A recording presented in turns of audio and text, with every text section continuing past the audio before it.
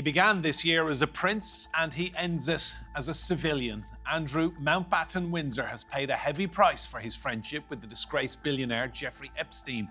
Andrew denies any wrongdoing, but there are repeated calls now for him to tell the full story of that relationship.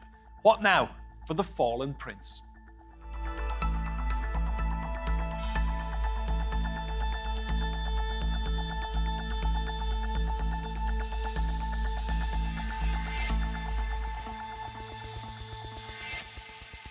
Hello and welcome to Roundtable. I'm Enda Brady. Now, the British royal family gathered at Sandringham for their Christmas get-together, but one high-profile member has been missing. King Charles has moved to distance himself even further this year from his brother Andrew, amid ongoing controversy over his links to Jeffrey Epstein. Congressmen in the United States have written to Andrew requesting that he appear before them in 2026. He's the brother of the King of England, regarded as the late Queen's favourite child and father to Princesses Beatrice and Eugenie. But this year, he was effectively kicked out of the firm in a spectacular fall from grace. Andrew is no longer a prince, after the King took the unprecedented step of removing his title. It was his relationship with the late convicted sex offender Jeffrey Epstein which sealed his fate. Revelations that he, along with his ex-wife Sarah Ferguson, had stayed in contact with the US financier long after publicly claiming to have cut ties sparked an avalanche of media pressure. Adding to his woes, he's now being evicted from his 30-room Royal Lodge mansion after public outcry over news that he skimped on rent for decades. Prime Minister. And some members of Parliament are now keen for him to answer questions to them about these arrangements. The publication of Virginia Giuffre's memoirs, who claimed she was sexually assaulted by Andrew in 2001, only added to the damage. He has consistently denied all allegations levied against him by Giuffre, who took her own life earlier this year. After a decade of Epstein-related controversy, in October the royal family finally could take no more, and the King dramatically announced he was stripping Andrew of his prince title. In a statement, the King and Queen said the measures were deemed necessary, notwithstanding the fact that he continues to deny the allegations against him. Pointedly, they ended by saying their utmost sympathies are with the victims and survivors of any and all forms of abuse. Royal aides are now negotiating over which of the King's 150 properties on his private estate Andrew will have to downsize to, but this toxic family member still has the potential to do even further damage to Britain's monarchy. Well, let's meet our guests. I'm delighted to say here with me in the studio we have Andrew Lowney. He's a historian and the author of Entitled, The Rise and Fall of the House of York. Richard Fitzwilliams is with us too. He's a royal commentator. In Cambridgeshire, in England, we have Sarah Ferguson, who's a royal editor. And in Los Angeles, Kinsey Schofield, an LA-based royal reporter and the host of Kinsey Schofield Unfiltered. You're all very welcome to this festive roundtable. Or is it, Andrew? It's not a very festive time of the year at all, is it, for Andrew Mountbatten Windsor? No, I think it's been a very tough year for him. I mean, the whole thing has snowballed really through the course of the autumn. I mean, clearly more and more, I think, disclosures will come with the release of some of the Epstein material. And we've seen a very fractured family, when in some ways at Christmas families should be brought together. And tell me, your book, what sort of feedback have you had? Because I've had people say that your book has done more damage to him with everything you uncovered than an awful lot of everything else did. Well, I think I was lucky. I think I loosened the earth. And I think the zeitgeist was ready for I think, more criticism and scrutiny of the royal privilege and accountability. So I think Virginia Giuffre's own book, I think, really humanized the story. I think the disclosures in the press, they were much more emboldened, I think, after my book came out. So I think it's been a combination of factors. But yes, certainly the whole thing has developed certainly in a way I didn't expect. Richard, I guess we have to go back to 1936 and the abdication for any one member of the royal family for having such an incredible fall. I think going back to 1936, you were looking, of course, for the head of state.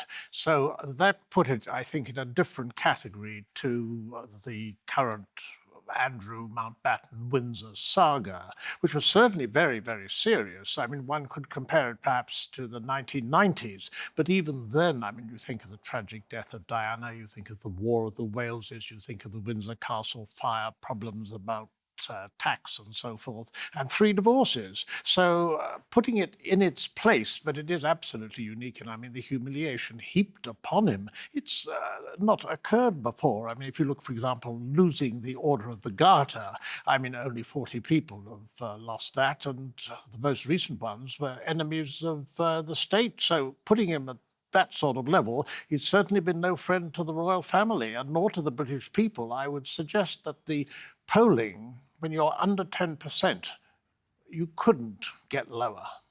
Sarah, to you, just spell out for us how bad a year it has been for Andrew.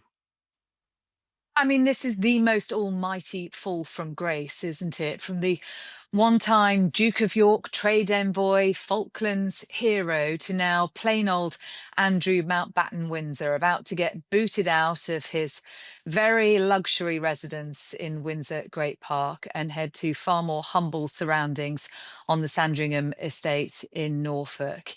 He has been kicked out of all public life. He's been kicked out of his family. He is persona non grata. And I think for someone for whom status has meant so much, has been so important, those titles, those symbols of status have been so significant to Andrew, this is the greatest humiliation that we could ever have imagined. Kinsey, to you, we know that the US congressmen and women want to speak to him. They've written to him. They've had no reply from him. What's going to happen on that front, do you think, in 2026? I mean, I'm going to be honest with you. I don't think a lot will happen. I think of this as political theater. If we've learned anything in the year of 2025, in my opinion, it's that Andrew Mountbatten Windsor is not a credible source. He is not a credible witness. So why would the U.S. put so much effort towards trying to secure an interview with him when we know that we likely can't trust what he says? His ultimate objective is to protect himself, not even the monarchy at this point. And I think that he realizes that sitting down with them would only open himself up to more criticism and jeopardize what little he has left. And Kinsey, just give us your impression of how the American public view Andrew. And they certainly don't hold him in high regard, but culturally, I want to be honest too. We experienced such an intense time with Me Too and Time's Up. And with with Trump becoming president again, I feel like people were just exhausted with the finger pointing and getting people in trouble for old sins. So I don't necessarily think that people want to see Andrew held accountable here in the United States. But we do read Virginia's book and we see this mystery U.S. senator who she allegedly spent time with against her will, a governor, a candidate for governor. Who are those people? I mean, if we are going to hold someone accountable here in the United States, I think we'd like to figure out exactly who those people are. Thanks, Kinsey.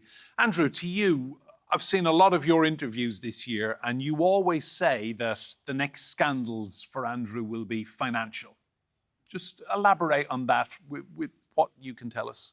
Yes, well, I mean, the focus of my book really was on the financial scandal. I mean, I think the scandal is that there was financial corruption right at the heart of the royal family.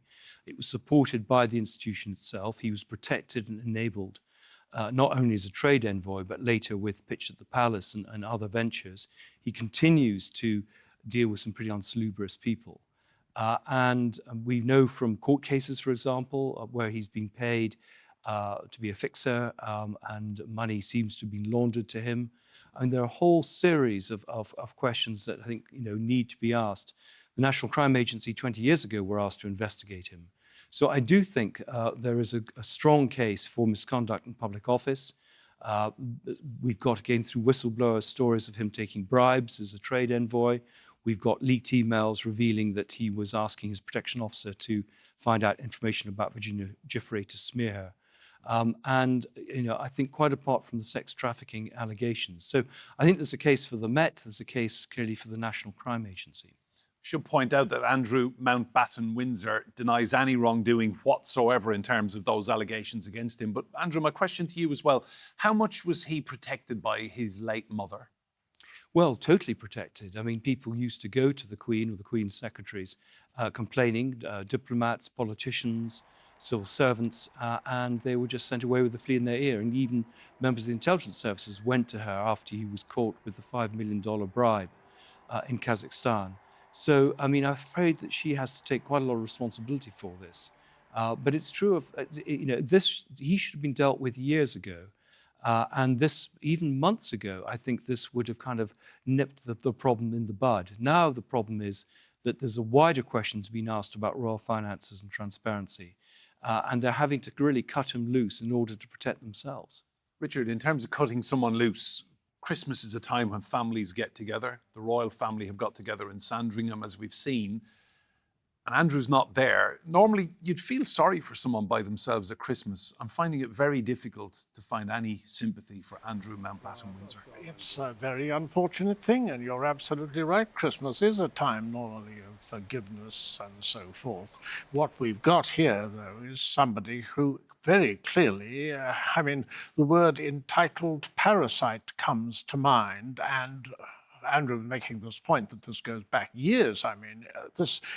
Bits of this were known years ago, but what we've learned recently, and certain emails that have come to light, not to mention what is likely or may come to light in the new year from the Epstein files, all of this makes me profoundly unsympathetic. And if I were to have a twinge of sympathy, I would be haunted by an extract from a certain interview he gave for Newsnight at Buckingham Palace in 2019. And I think in a century from now, when students are attending courses in PR, they will be shown that as an example of how not to behave, and also a little contrition. Perhaps he could have shown some for the victims. I mean, this is the extraordinary thing. I mean, that press release put out by Buckingham Palace, which was his, it showed none at all. The king subsequently did, and it was about stripping him of his titles, and he's lost everything now, patronages, he's lost honours and so forth that meant so much to him. But I'm sorry, I don't feel sympathetic because there's no sympathy that he has shown for the victims of a convicted sex offender with whom he was so close. Thank you, Richard. Sarah, just on that point, he really is the author of his own misfortune and downfall these last few years. Absolutely. And he has had so many opportunities in which to express some contrition for that friendship with Jeffrey Epstein. Yes, he has always denied the allegations made by Virginia Giuffre, but what about that friendship with Jeffrey Epstein? The friendship that he maintained, that he had cut off, doing the honourable thing, going to New York to visit Jeffrey Epstein. And he stood there and sat there on television and told Emily Maitlis that he had gone there and never spoken to him again. And we now know that to be untrue. If he lied about that, then what else? When it comes to Andrew, he is completely blinded by the pound and dollar signs. As Andrew Lowney says, it all comes back to money and greed. Money is power for Andrew and also for his former wife, Sarah Ferguson. And it is at the heart of all of their troubles. And yes, he is entirely the maker of his own downfall in this. And he is very much paying the price, soon to be evicted officially from Royal Lodge. Even Sarah Ferguson, who has stood by him through all of these years, is no longer standing by him. His relationship with his daughter, particularly Princess Beatrice, reportedly strained indeed.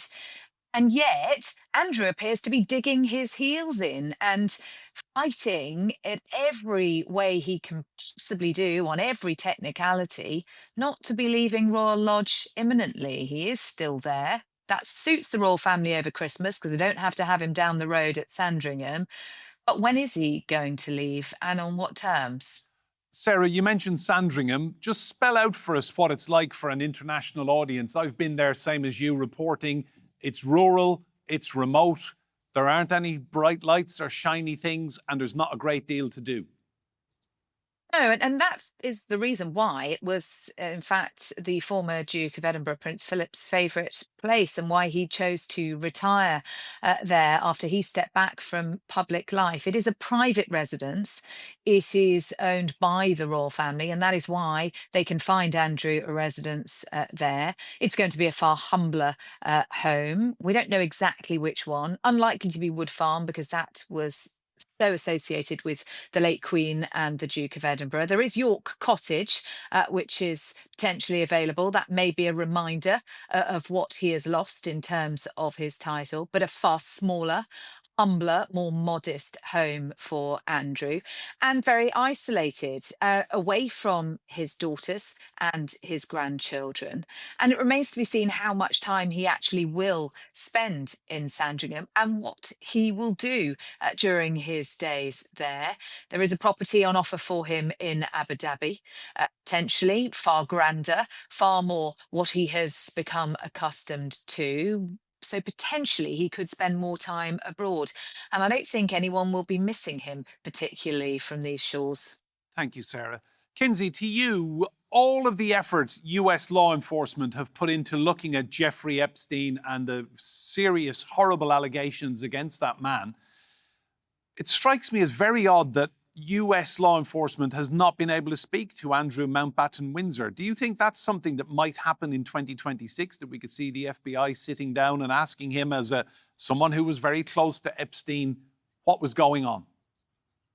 Well, I mean, Andrew Loney told me himself that he doesn't believe that Prince Andrew would ever, or I'm sorry, Andrew Mountbatten Windsor would ever step foot on U.S. soil, because he realizes that they could pounce, that they could show up at the airport and grab him, because they really have some questions they want answered. But when it comes to the U.S. Congress, Andrew's not legally obligated to testify to U.S. Congress without the backing of the Republican majority on the committee, which appears very unlikely. And so I think he's going to continue to protect himself and avoid putting himself in those situations. I also believe that the Met have investigated him too, and could not justify an arrest, could not justify charges. So he's either the evidence doesn't exist, or people are continuing to protect him. I think you've got the right person on your panel right there in front of you to answer what's happening behind the scenes there. Well, let's ask him. Andrew Lowney, 2026, he won't go to the United States, clearly, but there will be a parliamentary committee in the United Kingdom looking at the living arrangements of the British royal family. That could be quite interesting. Yes, I mean, the Public Accounts Committee are looking at the Crown Estate, so it's a more general thing. But I was in the States last week. I was interviewing a former FBI officer who, in fact, was investigating Andrew. Andrew actually was, the material was put together for a trial against Andrew at the same time as Ghislaine Maxwell. They decided not to pursue it. And certainly what he was telling me was that there was material there. There's different evidential, the way that evidence is used in British courts is different to America, but there is a case for them to give this material to the British courts. And Kinsey's absolutely right, the Met did look at this 3 times, but they didn't look at it very, shall we say, very seriously. They've refused to answer any FOI questions about actually whether they did look at it. And so I do think there's pressure now from policing groups, from the former head of Royal Security, and from former chief prosecutors in the CPS. So I think there is a chance that they will be looked at more closely. I'm curious, what reason did the Americans give for not pushing ahead with any further prosecution? They thought it would be a distraction from the Ghislaine Maxwell trial itself. They wanted to nail her first. Maybe pressure was put on them, I just don't know. But they decided that was their priority. But there's clearly plenty of material there, and there's plenty of material that I've offered to the National Crime Agency from my research, which didn't go in the book, which I think could lead to charges being brought. Thank you. Richard, talk to me about the relationship then with the daughters. They are princesses still, even though he is not a prince. So there's Beatrice and Eugenie. I would imagine those relationships, as Sarah hinted at, are quite strained now. I would have thought they will be pretty strained, but on the other hand, the Yorks have proven to be quite a tight-knit unit so far. Now, we've had, of course, Sarah Ferguson, who, in my opinion, is responsible for a great deal of what has happened, even if it hasn't been proven. It seems very likely. But so far as the daughters are concerned, they both are happily married, they've got their own careers, they do a certain amount for charity, they're not working royals. I mean, whether or not you think it's a good idea that they were originally princesses is quite another matter. Andrew, would you like to sit down with Sarah Ferguson? I'm sure you could get a book out of her. Well, I have sat down with Sarah Ferguson, and I did try and get a book out of her. I actually asked her to collaborate with me on my book to give her a chance to shape the narrative, and she turned that offer down. But yes, I'd love to chat to her. I'd love to see her bank statements. I think the problem is that pressure will be put on the daughters, not for the parents, not to spill the beans. Thank you. And that's what they have. Sarah, your namesake, Sarah Ferguson, even she has now abandoned Andrew. They were divorced, what, in 1996? And they've lived together under the same roof in different wings of a very large property. But how telling do you think it is that she is now distancing herself from Andrew? And how much of a problem is that for the royal family in 2026? Well, she once described them as the happiest divorced couple that she knew. Will know more. And it just shows, doesn't it? It's one thing cohabiting when you've got 30 rooms and separate wings in which to exist. But it's rather different to cohabit when you're in a humble cottage in Norfolk. I think Sarah Ferguson has recognised that if she is to have any hope of public redemption, of being able to carve out some role for herself in the future. And by all accounts, she does see herself having some kind of role in philanthropy again, which may seem remarkable at this point. But she has to distance herself from her former husband. And that is what we're seeing from the king. I think they recognize that this is very difficult for them. We don't know what more is to come, but I think given the strength of the reaction from the royal family, it would appear that they are anticipating more damaging revelations to come and wanted to put a huge gulf between them and Andrew in order to protect the monarchy. But the damage just keeps on coming, and the stain was spreading and damaging and tarnishing the reputation of the institution of the monarchy. Kinsey, we see a lot of your big name chat show hosts over here. If Sarah Ferguson were to put her name in the ring to go on one, they would bite her arm off for big sums of money, wouldn't they, to get that interview? Absolutely. And she strikes me as the type of character that would jump at the opportunity to be on some of those chat shows. I mean, don't forget, she came over here to the United States and not only produced a reality television program with Oprah Winfrey, Finding Sarah, but she did multiple sit downs with Oprah Winfrey. I think that she realizes that she could make a significant amount of money by selling her secrets yet again. I don't think, and I'm being truthful here, that she has a lot of information on Andrew's relationship with Epstein. I think that that was a completely separate relationship than the one she had. Andrew, correct me if I'm wrong, from Epstein. I think for Epstein, for her, was a piggy bank. And for Andrew Mountbatten Windsor, I believe that Epstein was a good time along with a piggy bank. So I think if she were to sell any secrets in the United States, it would be about her relationship with Princess Diana, that friendship. You know, they schemed in the 90s. They were going to leave their husbands at the same time, wreak havoc on the monarchy.